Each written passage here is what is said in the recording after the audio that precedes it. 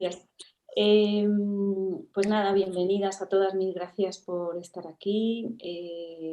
Para nosotras es un placer y un gustazo poder contar lo que hacemos y lo que nos preocupa, ¿no? Que tiene mucho que ver con el desarrollo, con los niños y con cómo vamos construyéndonos como seres emocionales que tenemos que lidiar con el mundo emocional. Una de las principales ideas, bueno, no sé si me conocéis, yo soy Marta Jiménez Asís, soy profesora en la Facultad de Psicología y estoy en Psicología Evolutiva y de la Educación, que es mi departamento. Y bueno, llevamos ya años trabajando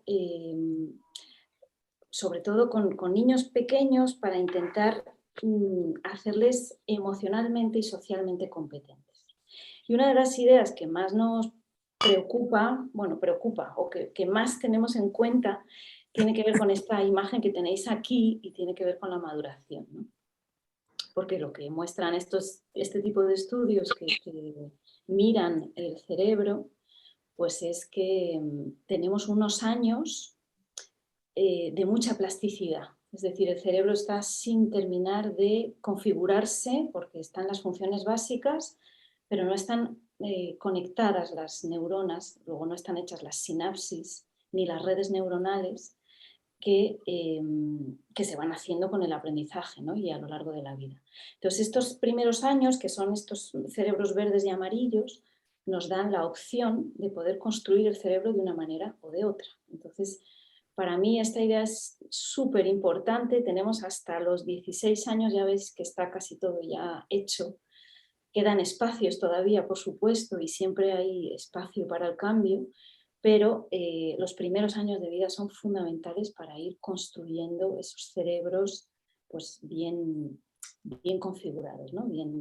bien hechos. Así que esta idea es la que nos ha movido a intentar diseñar programas de intervención que empiecen lo antes posible. Esta ha sido una preocupación nuestra muy importante. Nos ha guiado mucho nuestro trabajo hasta tal punto que empezamos a trabajar con niños de 2 años, ¿no? Porque son la primera edad en la que hay algo de lenguaje que nos permite ya empezar a trabajar. Así que bueno, esta idea del cerebro en maduración es una idea muy interesante para nosotras. ¿Y me pasas la siguiente diapo?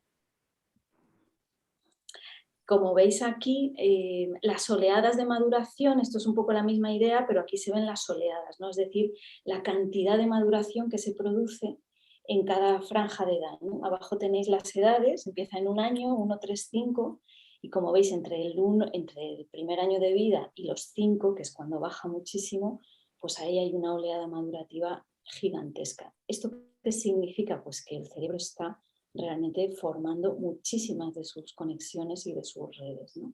Así que esta es la idea, ¿no? Aprovechar esta grandísima oleada de maduración de los años de educación infantil, que es nuestro principal foco, aunque luego evidentemente hay que seguir, porque hay otra oleada muy importante también, como veis ahí, hasta los 11 años, y luego aparece la oleada de la adolescencia, ¿no? Que también es muy grande, aunque está ya más centrada en el prefrontal y en las funciones de interacción social, ¿no? Pero digamos que las bases de todo lo que es el cerebro y su configuración básica, pues está ahí concentrada hasta los 11 años. Y los primeros son los más importantes. Hay otra idea, pásame la diapo, que también me gusta mucho, se lo cuento siempre a los alumnos también, y es esto de este estudio que ya tiene años, desde 2009, pero lo que han visto es que, claro, el cerebro tiene cada vez, o sea, con la edad con la edad, cuando somos pequeños, quiero decir, tiene mucha capacidad para cambiar en función de la experiencia, es decir, nos resulta muy fácil modificar nuestros hábitos o nuestros pensamientos o nuestras emociones o nuestros patrones cuando somos pequeños. Pero esa habilidad para cambiar en respuesta a las experiencias, como veis, va disminuyendo con la edad y tiene una disminución drástica a partir de la adolescencia o de los 20 años, ¿no? Eso se junta con que el cambio cada vez requiere más esfuerzo y esto yo creo que todos lo experimentamos con la edad, ¿no? A medida que crecemos o que maduramos o que nos hacemos mayores, pues nos cuesta más dejar nuestros hábitos, nuestras rutinas, nuestras manías, ¿no? Las personas mayores cada vez tienen les cuesta más, ¿no? Son rutinarias, son maniáticas. Y es exactamente por esto, porque el cerebro pierde esa plasticidad, esa flexibilidad y cada vez nos cuesta más el cambio, ¿no? Así que si juntamos que cada vez nos cuesta más el cambio y que cada vez tenemos menos habilidad para cambiar en función de la respuesta al entorno, pues claro, vemos que todavía más, con mayor razón, el momento para configurar, cambiar, poner las bases, desde luego es la infancia, ¿no? Siempre digo que no es que no haya espacio para el cambio después, evidentemente lo hay, si no el trabajo de psicólogo con adultos no tendría sentido y eso no es así, lo tiene, pero es verdad que los primeros años de vida son una mina de oro que si explotamos bien, pues ganamos muchísimo, ¿no? Así que bueno, estas ideas son las que nos han guiado a la hora de diseñar los programas. Otra idea muy interesante para mí, que he leído ya muchas veces, es cómo se va configurando estos cerebros inmaduros, ¿no? Durante la infancia. Y bueno, pues hay maneras diferentes de configurar esas redes neuronales. Hay personas que tienen un entorno que favorece lo que llamamos una configuración integrada, ¿no? Una configuración integrada es como esa foto que tenéis ahí de unas vías que están despejadas y que funcionan bien. Esto es un símil con cómo funcionaría nuestro cerebro, ¿no? Un cerebro integrado es un cerebro en el que las cosas funcionan, la información pasa, es fluido, no hay atascos, ¿no?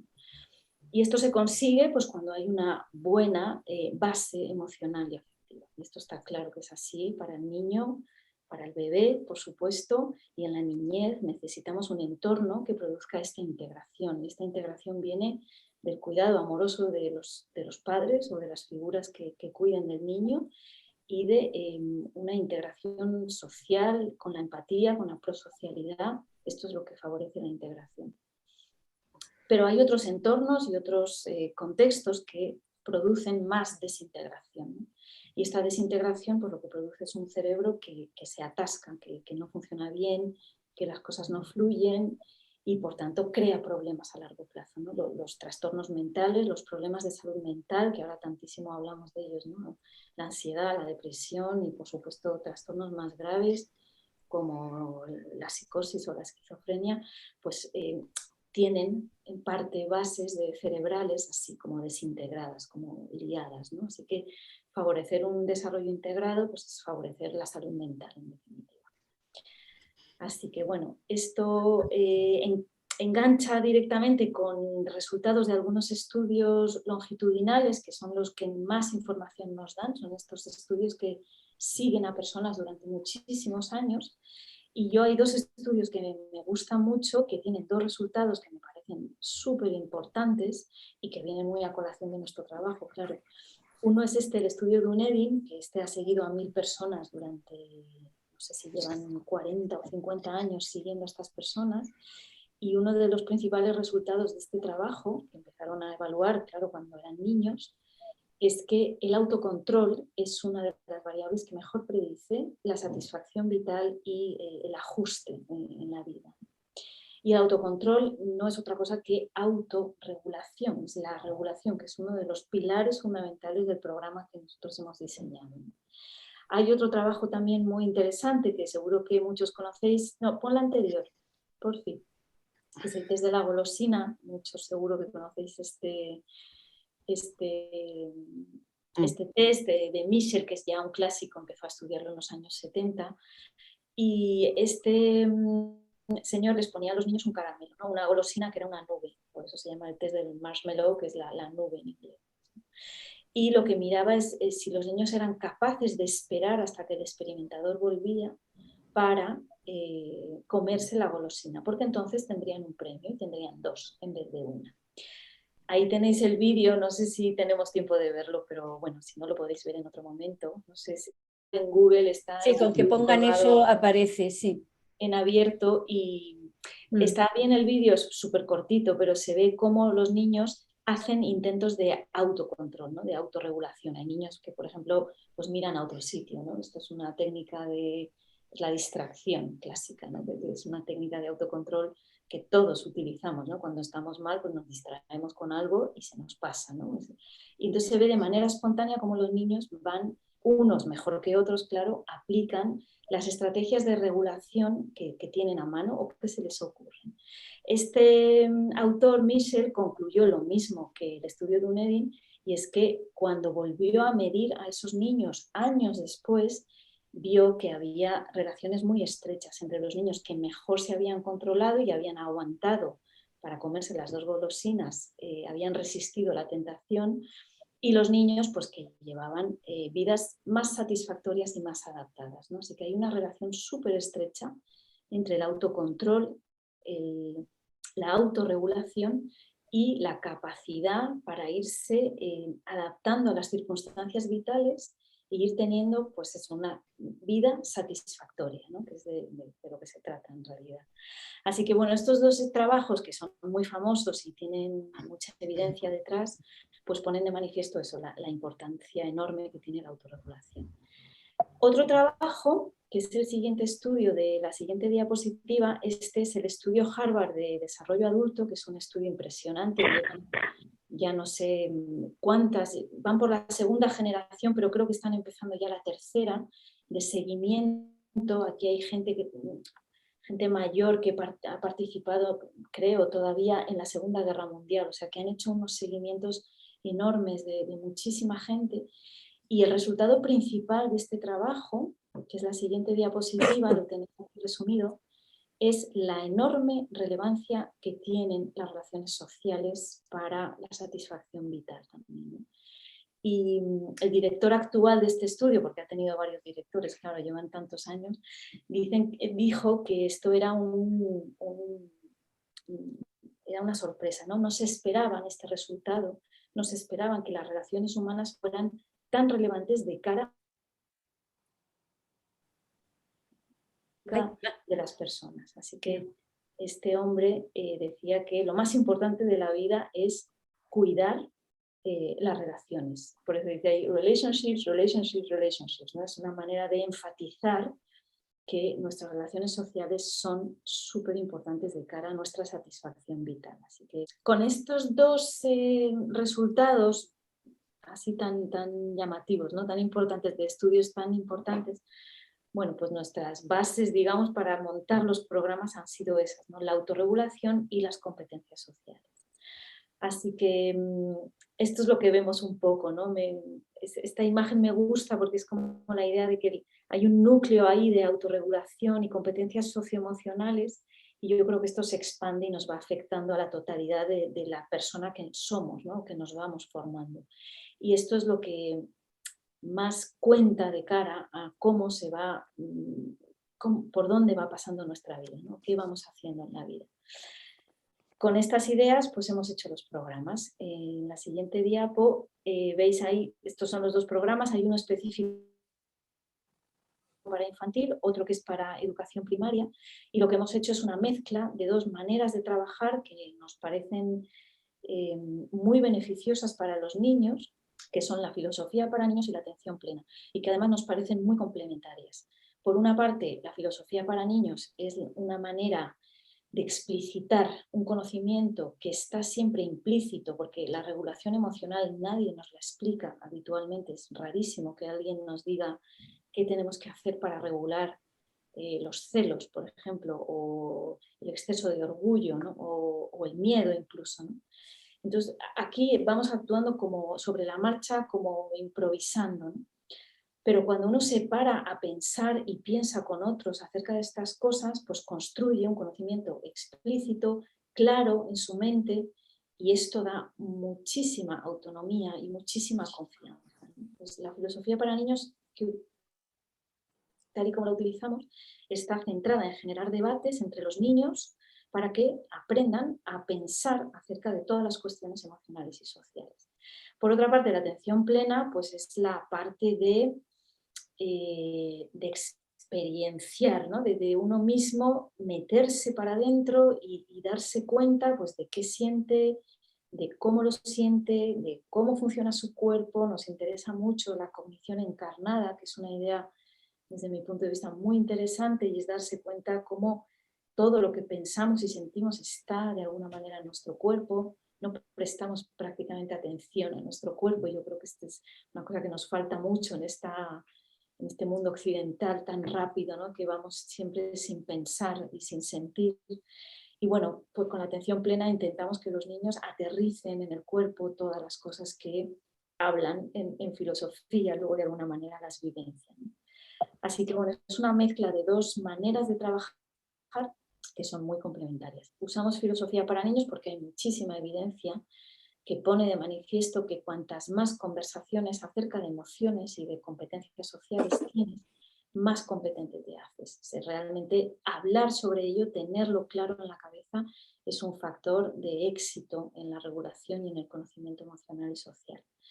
Y en la atención plena la utilizamos porque efectivamente, como dice aquí Richardson en esta cita, la conciencia y el ser, el dominar la atención, ¿no? Resistir la distracción y estar presentes en lo que hacemos, ahora que hay tanta hiperactividad, tantísimos problemas de atención, ¿no? Es porque realmente si no hacemos un esfuerzo por controlar nuestra atención, pues la vida es complicadísima, y esto es lo que les pasa precisamente a los niños hiperactivos, que no controlan su foco atencional y su vida es muy caótica, ¿no? Entonces, controlar la atención es un elemento clave también para el bienestar. Así que aquí aparece la atención plena, clarísimamente.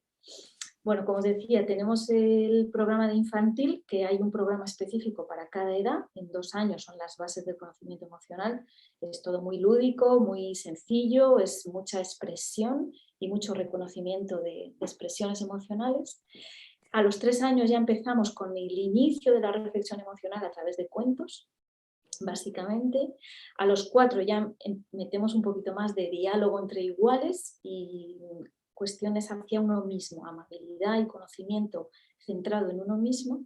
Y a los 5 años ya intentamos que se empiecen ahí los primeros intercambios filosóficos, es decir, preguntarse por qué es la amabilidad, por ejemplo, ¿no? Intentar definirla sin referirme a mí mismo, sino de definición. Esto es muy complicado, pero a los niños cuando les practican en esto, el desarrollo cognitivo es brutal, ¿no? Tiene muchísima potencia porque esto es cuestión de práctica, ¿no? Si te pones a hablar y a reflexionar, pues cada día lo haces mejor, ¿no? Y esto lo vemos claramente en los niños pequeños. Y en los 5 años sí que hay mucho énfasis ya hacia los demás. Así que esto es como está estructurado un poquito el programa de infantil. En la siguiente diapo veis un poquito los materiales de los niños más pequeños. Es todo muy lúdico, ya os digo, con juegos de dominós, de fichas de dados, con caras para reconocerse, estrategias muy corporales y muy visuales. Hay una actividad esta que tenéis aquí ilustrada, es el cajón del miedo, ¿no? Donde los niños meten las cosas que les dan miedo, las encierran, las quitan, se las quitan de encima, ¿no? Se abren a la experiencia sin que tenga que haber miedo. En fin, son actividades, ya os digo, muy, muy lúdicas para los más pequeños. Luego hemos construido un cuento, que es este personaje nuestro, que es Bambuli, y bueno, para los pequeños también de infantil, pero en primaria también lo usamos, contamos la historia de Bambuli y de la persona que lo cuida, que tiene que tener mucha paciencia, porque el bambú, que es la metáfora que utilizamos, que nos parece una metáfora muy adecuada, ¿no?, a lo que es la atención plena y la filosofía para niños, son 2 técnicas que requieren tiempo y requieren paciencia. O sea, esto no vas a ver los frutos al día siguiente. Nuestro cuento, pasa la diapolina, que eso, hacemos como el bambú enseña a su cuidador a tener paciencia para ir recogiendo los frutos de lo que da la atención plena y la filosofía para niños. Luego el programa de primaria está organizado por ciclos. Estos eran los antiguos ciclos, ya no sé si siguen existiendo estos ciclos, como las leyes educativas cambian tanto, a veces yo ya me pierdo, pero antes sí que existían estos ciclos, ¿no? El 6-7 años, por una parte 8 y 9 y luego 10-11. Así que para cada uno de los ciclos hay un programa específico y en todos ellos se trabajan estas cosas que tenéis aquí, ¿no? Hay una parte de habilidades lingüísticas, porque es la misma idea de la filosofía para niños, ¿no? Hablar y relacionar el lenguaje con toda la parte emocional y social. Hay una parte de teoría de la mente también, de trabajo explícito sobre teoría de la mente para fomentar después, trabajar a partir de ahí la empatía. El trabajo de conocimiento emocional de emociones ya complejas como orgullo, envidia, culpa, celos, etc. Hay una parte que liga emociones y aprendizaje, cómo las emociones interfieren en tu rendimiento académico, en el colegio, cómo puedes manejar eso para que tu rendimiento sea mejor. Y luego una parte muy importante de competencia social, cómo resolver conflictos.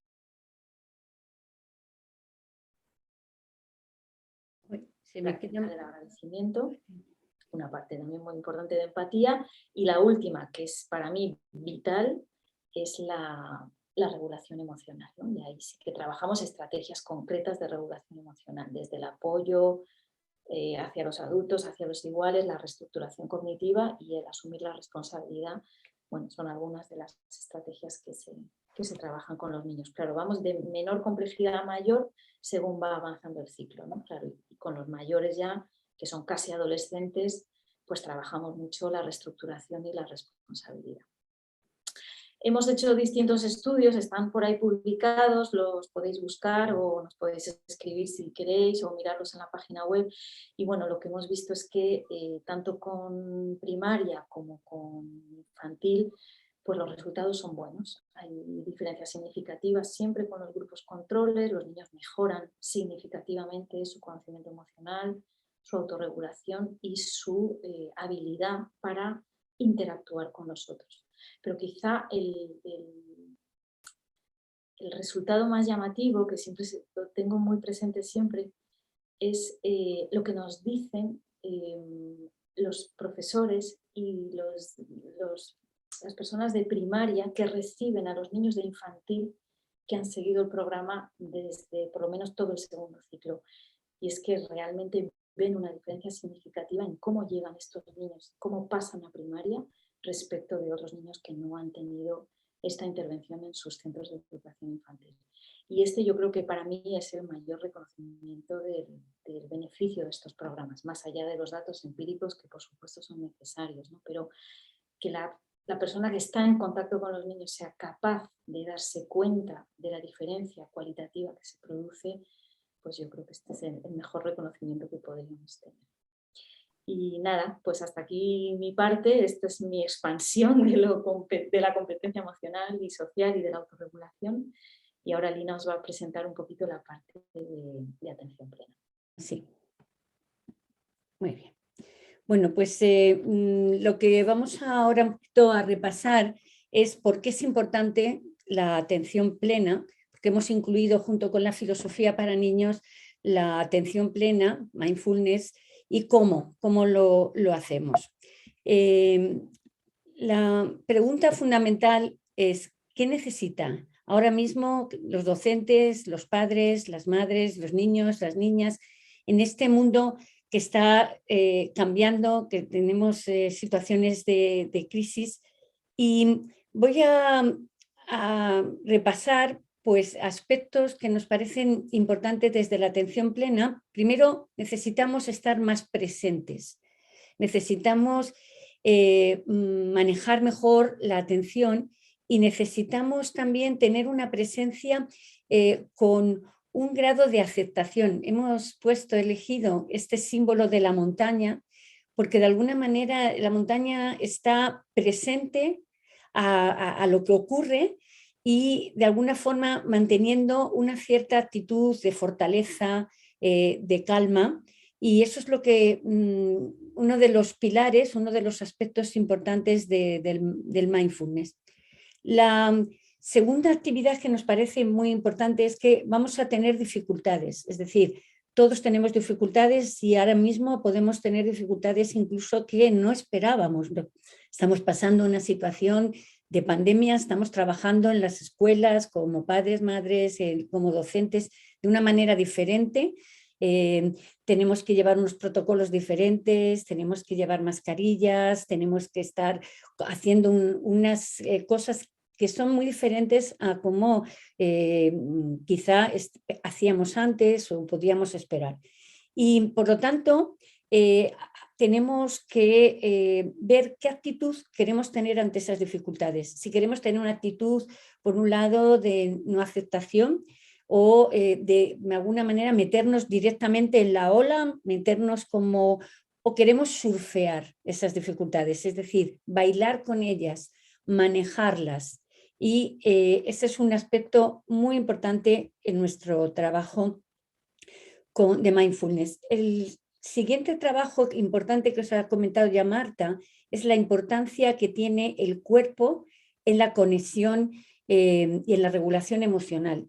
Estamos a veces desconectados, ¿no? Es decir, a veces en nuestra cultura racional pensamos solo a veces con la cabeza y como si la cabeza fuera por un lado y el cuerpo fuera por otro. Conectar esa cabeza con ese cuerpo, sabiendo que los mensajes van desde el cerebro, desde la cabeza al cuerpo, pero también estamos recibiendo mensajes que vienen del cuerpo al cerebro. Y esa interacción, esa conexión mente-cuerpo es un aspecto muy relevante en nuestro trabajo de mindfulness. Y otro tema es el tema que hemos hablado de la empatía, de la compasión, de ser amigos de nosotros mismos y de los demás. Decía antes Marta la importancia de las relaciones sociales. Un aspecto importante en las relaciones sociales es esta empatía, este ponerse en el lugar del otro, hacerlo además con una cualidad de amabilidad, de intentar ayudar y resolver, ¿no? Voy a repasar brevemente algunos ejercicios y algunos aspectos de estos temas que hemos dicho. Hemos dicho, es importante la atención. La atención, decimos muchas veces a los niños, presta atención, hay que prestar atención, pero la idea es cómo podemos hacer para mejorar esa atención. Y a mí me gusta el símil de la linterna, ¿no? La atención es como una linterna que unas veces enfoca, primero se orienta y unas veces focaliza la atención en un aspecto, se concentra, pero luego se expande, es decir, se expande hacia otra cosa y volvemos a orientar, volvemos a focalizarnos. Estamos un tiempo con un tema y somos capaces de expandir de nuevo nuestra atención. Es decir, es importante que decía William James, que bueno, los que no le conocéis, se le considera como el padre de la psicología experimental. Él decía, la educación por excelencia sería aquella que desarrollara la facultad de traer voluntariamente una atención dispersa una y otra vez. Pero resulta difícil dar indicaciones de cómo alcanzarla. Y fijaros que las prácticas que hacemos de atención plena, de mindfulness, estamos entrenando continuamente a que cuando la atención la focalizamos en la diapositiva que hemos visto antes, yo la focalizo, la oriento, por ejemplo, hacia mi respiración, la focalizo en mi respiración, concentro y después suelto esa atención para ocuparme de los sonidos. Estoy con los sonidos, suelto para ocuparme de mis emociones. Es decir, que todo este trabajo de mindfulness es precisamente entrenar la orientación como un músculo que estamos entrenándolo a partir de estas prácticas que hacemos. Estamos un poco abriendo, ¿no?, esa duda que tenía William James de que no sabíamos cómo hacerlo y creemos que sabemos cómo hacerlo ahora, ¿no? Mirad, una práctica que os invito ahora a hacer conmigo es la que llamamos la pausa de las 4 S, y os invito a que ahora mismo, desde donde estéis, de alguna manera busquéis, os sentéis apoyando bien los pies en el suelo, es decir, vamos a hacer un stop, intentar de alguna manera parar el movimiento, si estáis a lo mejor haciendo un movimiento o estáis pensando en algo, estáis mirando otras cosas, os invito a la primera S, que paréis y llevéis la atención a los pies, sintiendo los pies, pero sintiendo, no pensando los pies, sintiendo cómo esos pies están apoyados en el suelo, sintiendo el peso del cuerpo, en el suelo, sintiendo quizá el roce de los dedos entre sí, o con calcetines, o con los zapatos. Y hacemos esa observación de esas sensaciones que estamos sintiendo en los pies. Es decir, ahora estamos focalizando nuestra atención en los pies. Y quizá aparece un pensamiento o puede aparecer un sonido, pero lo que hacemos es que traemos de vuelta la atención de nuevo a los pies. Y ahora os invito a que sintáis la respiración en el abdomen. Si queréis podéis poner una mano en el abdomen y simplemente sentimos la respiración de cómo el abdomen se aleja de la espalda y se acerca, como si fueran las olas del mar que se alejan de la orilla y se acercan. Y ahora ya, de alguna manera, podemos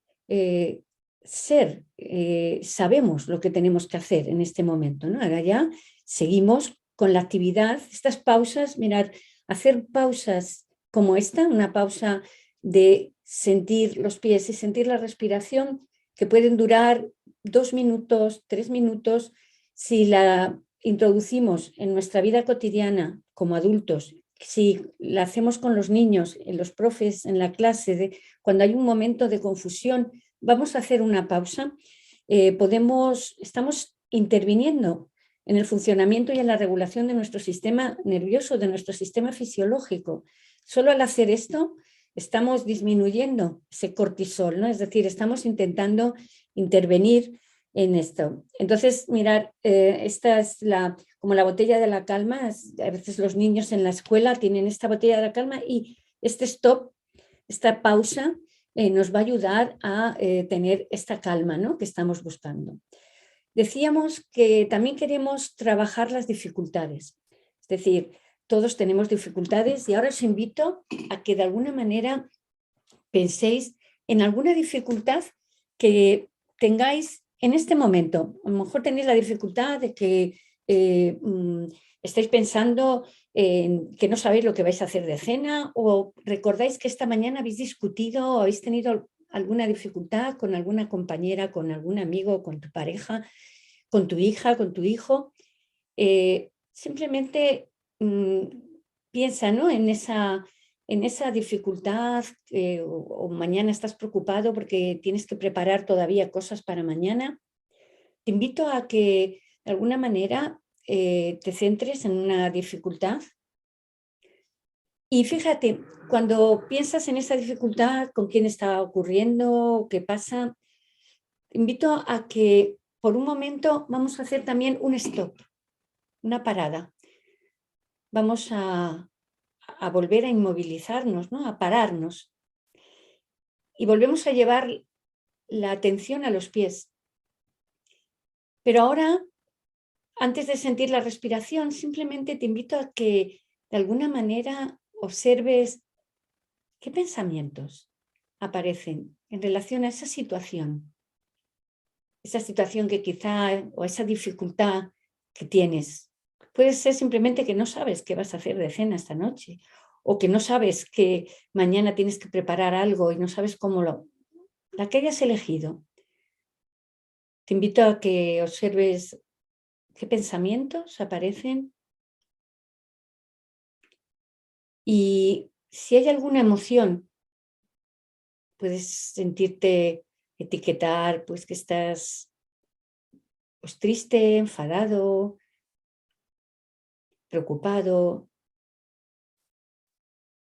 La emoción que sientas en este momento, puedes ponerle un nombre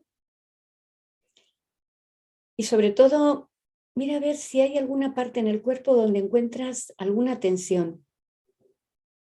Cuando sientes ese enfado o esa tristeza o esa preocupación o ese nerviosismo, si hay alguna zona donde hay una tensión. Y siente la respiración en esa zona. Puedes llevar la respiración hacia esa zona. Y bueno, este es un trabajo de estar con esa respiración Y después ya volvemos otra vez a observar la respiración en todo el cuerpo. Y ya pasamos a lo siguiente, a lo que tenemos que hacer. Es decir, podemos conectar en ese momento con la dificultad y volvemos a focalizar la atención ahora en otra cosa, entre otras cosas, en la siguiente presentación. Mirad, este simplemente es un cómic que refleja cómo ante una dificultad esta niña puede hacer una pausa de stop y observar qué le pasa y conectar con esa emoción o no hacerlo. Mira, si no lo hace, pues al final está de alguna manera, bueno, sale enfadada con estos niños y cuando hace esa pausa puede relacionarse con lo que ocurre de una manera más amable. No me detengo mucho. Otro aspecto que decíamos que era muy importante es conectar con el cuerpo y una de las prácticas que podemos hacer es caminar. Es decir, conectar con el cuerpo podemos hacer exploración corporal, para conectar con el cuerpo podemos hacer estiramientos conscientes, podemos simplemente, esta es una práctica que hacemos con los niños y que podemos hacer también con los adultos, de caminar con atención plena, despacio. Ponemos a los niños la imagen y el símil de la tortuga, ¿no? Y es una forma de conectar, de reconectar con el cuerpo y de reconectar con esa atención en movimiento, no solamente sentados cuando hacíamos antes. Y luego otro aspecto importante es lo que decíamos de la empatía y la compasión. Y otro ejercicio que podemos hacer, y que os invito a hacer ahora mismo, es cerrar los ojos y podéis imaginar a una persona querida por vosotros, alguien que os dé una sonrisa cuando pensáis, y podemos enviarle un mensaje como que tengas salud y puedas cuidarte. Podemos repetir ese mensaje así con la voz de la mente 2 veces, que tengas salud y puedas cuidarte. Y esta es una práctica que también la hacemos con los niños de muchas maneras y la hacemos fundamentalmente también con los adultos, porque mirar, en este programa y en esta formación que ofrecemos Marta y yo, pensamos que es muy relevante tener recursos, estrategias y actividades para hacer con los niños, pero también es muy importante hacer un paso previo de manejar vosotras vuestras propias emociones, vuestra propia atención, vuestra propia empatía, vuestra propia compasión, si no, no lo vamos a poder enseñar con los niños. Entonces, siempre hacemos esta parte de trabajar la empatía propia, trabajar la compasión en uno mismo y luego esas actividades, hacemos actividades adaptadas para los niños, ¿no? Otra de las actividades de compasión es llevar un diario de gratitud, la importancia de la gratitud a nivel de neurociencia. Y traigo aquí un poco todos estos trabajos que estamos haciendo, que hemos hecho de parar, de pausa, son trabajos que tienen un efecto en nuestro sistema nervioso autónomo. Fijaros que el sistema nervioso autónomo es el sistema que no controlamos, que no es consciente, es el sistema que está regido por el sistema simpático, que tenemos el nervio vago que está inervando todo nuestro corazón, los intestinos, y que funcionan aparentemente sin nuestro control cognitivo, pero fijaros que este autor, Steve Porges, ha desarrollado una teoría polivagal y una de las cosas que nos dicen es que precisamente estos ejercicios que hacemos de llevar atención a la respiración, de tener una amabilidad, de hablar de una manera amable, de hacer gestos como llevarnos la mano al corazón o hacer gestos suaves, todos esos están influyendo para que esa parte alta que tenéis ahí en verde, que es la rama ventral del nervio vago, se active. Y solamente cuando estamos en ese sistema de seguridad y de conexión es cuando el sistema nervioso, la parte prefrontal, la parte del sistema superior, del sistema cognitivo, puede funcionar. Si no estamos en este sistema verde, podemos estar en este sistema rojo, que es el sistema del sistema nervioso simpático, cuando estamos en amenaza, cuando estamos queriendo luchar, huir, no estamos atentos, estamos verdaderamente defendiéndonos, ¿no? Y otras veces, en lugar de defendernos, llegamos ya a la desconexión, ¿no? Que es cuando se activa la rama dorsal del nervio vago. Entonces, lo que estamos intentando es que para esta regulación emocional que decimos, es muy importante subir esta escalera, saber dónde estamos, subir esta escalera y llegar a este sistema de conexión. Y uno de los aspectos también muy importantes es que no solamente regulamos nuestra emoción haciendo esto, sino que vamos a corregularnos. Es decir, que si yo estoy así tranquila y tengo mis gestos suaves, tú también vas a estar. O sea, es decir, voy a influir sin decir nada, simplemente con mi actitud. Y entonces va a haber una corregulación y simplemente trabajando todos estos aspectos que decimos emocionales y en el cuerpo. Mira, simplemente este es el modelo de la mano de Daniel Siegel, que de alguna forma, cuando estamos en ese sistema simpático de lucha, tenemos toda la parte del cerebro racional, de la corteza prefrontal, la tenemos abierta y solamente está funcionando esta parte de la amígdala y estamos en abierto.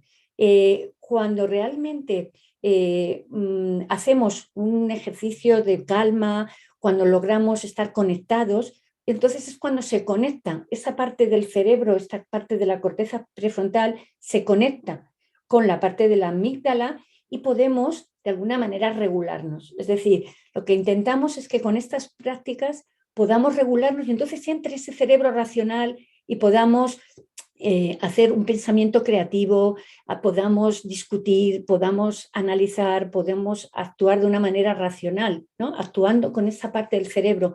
Pero cuando estamos con la tapa abierta, solamente nos funciona la amenaza y ahí no se puede aprender. Por eso es muy importante trabajar con las prácticas de mindfulness y compasión para tener un aspecto, pues, estar en calma, estar conectados, estar en ese nivel de seguridad. Cuando estamos en ese nivel de seguridad, estamos funcionando, como decía antes Marta, de un modo integrado. Y cuando funcionamos de un modo integrado es cuando podemos aprender, cuando podemos estar más felices y podemos tomar mejores decisiones.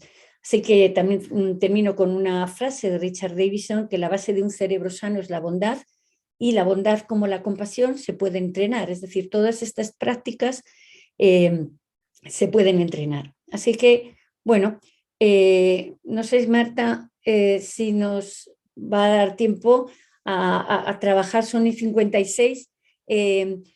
Uno de los aspectos que enseñamos en el programa es cómo dialogar sobre las emociones y entonces no damos respuestas de qué es la envidia o qué son los celos, sino que de alguna manera los niños en esa comunidad de aprendizaje van hablando de qué saben, van construyendo, ¿no? Marta, si quieres comentar ahora un poco.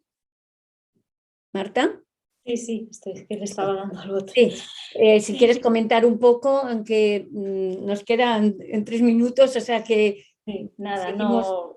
Es simplemente que la idea sobre cómo trabajamos cuando, y esto es de esto va el curso también, ¿no? Es un poco lo que decía Lina antes, el curso hace que los participantes pasen por todo este entrenamiento antes de poderlo aplicar. Y yo creo que esta parte es importantísima. O sea, que la propia reflexión que luego se hace con los niños, antes en el curso la vais a hacer entre vosotros. Entonces vais a pensar sobre las emociones, vais a pensar sobre las estrategias de regulación, como si estuvierais en una comunidad de aprendizaje haciendo filosofía para niños, porque una vez que uno sabe esas cosas puede enseñárselas a los niños de la misma manera.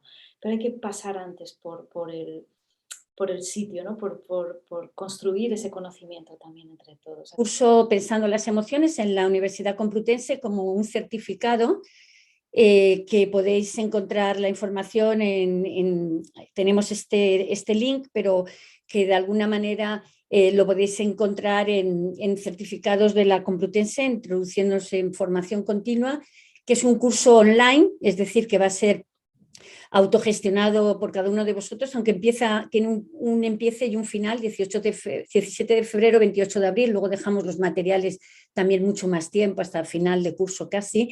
Y hay 5 sesiones sincrónicas, que es así que las hacemos online, pero en directo, que son los jueves de 7 a 8, y ya tenemos las fechas, 3, 17, 31 de marzo y 7 y 28 de abril, que es un curso que puede ser subvencionado por Fundae, en algunos que estáis trabajando en colegios que pueden buscar esa financiación. Y es un curso que tiene, como decíamos, 3 módulos. Hay un módulo que trabajamos la atención plena y la amabilidad en vosotros mismos, otro módulo que trabajamos el pensar sobre las emociones en vosotros mismos, y un tercer módulo que se enseña la regulación y la comunicación emocional ya con los niños, formas de preguntar, de pensar con los niños, formas de trabajar con los niños, es decir, que cubrimos esos 3 aspectos. Si tenéis dudas o alguna pregunta, podéis escribirnos o bien a Marta o a mí. Ese es nuestro correo, si lo queréis copiar. Es magdasi@ucm.es y linarias@ucm.es. Y bueno, y ahora sí, ahora ya, como decía Marta, vamos a hacer las preguntas.